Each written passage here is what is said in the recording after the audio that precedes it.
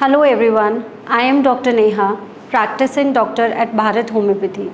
In today's video, we will talk about AKI, that is acute kidney injury. Now, acute kidney injury means any injury that has happened on kidneys over a couple of days or probably past few hours, and there is sudden loss of renal function, and usually these changes or the damage to the kidney are reversible. Let's talk about what are the main important causes of AKI, that is acute kidney injury. We can divide the whole lot of causes into three main categories. One, that is pre-renal. Pre-renal include all those causes that hampers the flow of blood supply to the kidneys.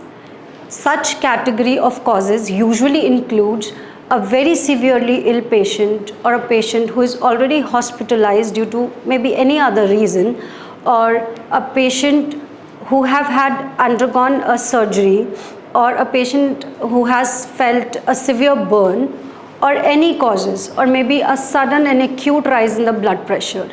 All these reasons basically hampers the flow of blood supply to the kidneys, and therefore the kidneys are not able to function properly and is not able to excrete the waste product out of your body. Causes are not directly related to kidney but pre-renal, anything that hampers the functioning of the kidney.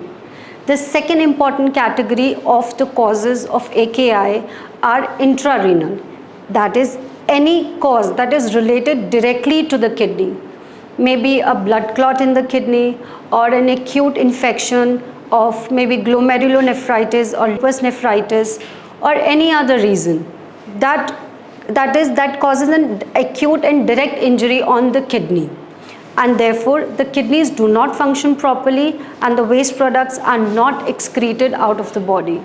The third important category of AKI are any reasons that causes an obstruction in the urine outflow. That is, the urine is made in your kidneys and it travels via ureter, passes down to urinary bladder, and it gets out of your body. So any reason causing an obstruction in this outflow will result in an extrarenal cause of AKI.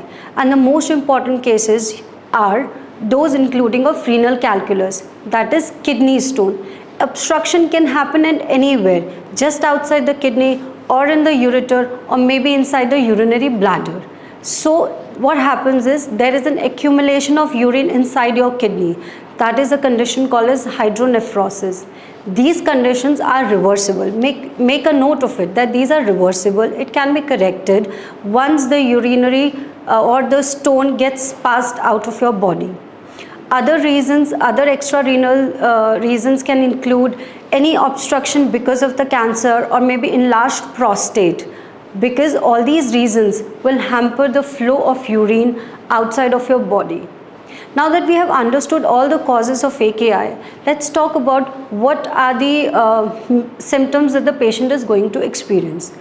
One, a sudden change in the urinary output, that is a very decreased output.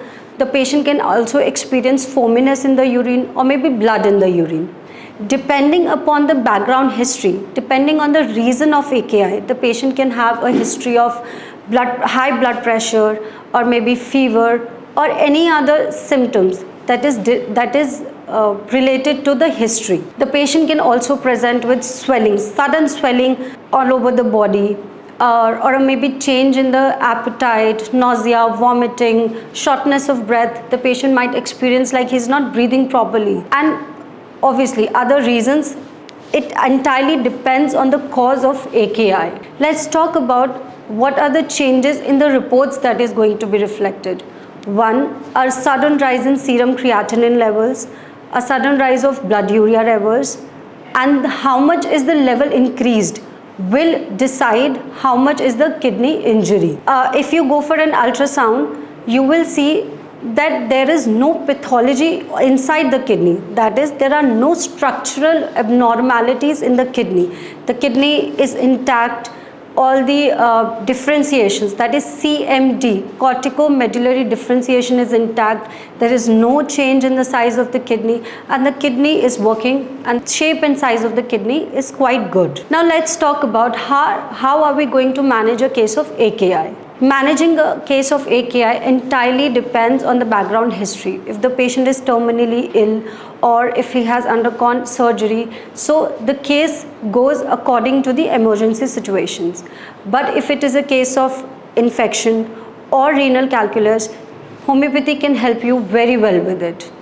If you're experiencing any of the things that I've described above, do not worry, do not panic. Just get in touch with Bharat Homeopathy team and we will give you the best guidance. Thank you.